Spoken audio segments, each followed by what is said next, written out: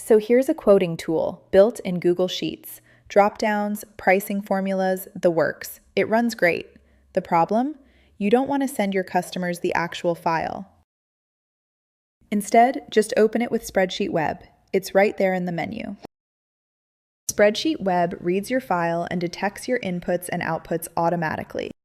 Just review them. Add anything it missed, remove what you don't need, and honestly, that's it. No forms to build, nothing to code. Hit publish, answer a couple of quick questions, and you're done. Now, SpreadsheetWeb builds the app for you. And here it is, your spreadsheet on the left and the same tool running as a web app on the right. Change anything and every formula recalculates on the spot. Here's the part we're proud of. The engine calculates the way Google Sheets does, so the app's numbers always match your file's numbers. When you're ready, share it with a link. Your users get the clean app on the right. Your formulas, your pricing logic, everything under the hood, that stays private.